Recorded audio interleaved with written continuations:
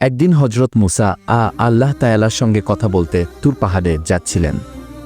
পথে একজন বৃদ্ধা মহিলা তার কাছে এসে বল, হে মুসা, তুমি তো আল্লাহর নবী, তার সঙ্গে কথা বলো। আমার একটি ছোট অনুরোধ আছে।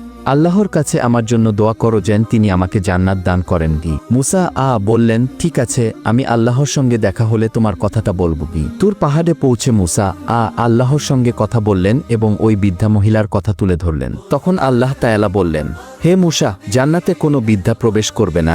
এই কথা শুনে মুসা খুব চিন্তিত হয়ে পড়লেন। ফিরে এসে সেই মহিলাকে আল্লাহর বাণী শুনিয়ে দিলেন। বৃদ্ধা মহিলা কেঁদে ফেল এবং খুব দুঃখ পেল। সে ভাবল, আমার বয়স বেশি হয়ে গেছে, বুঝি জান্নাতে আমার কোনো স্থান নেই।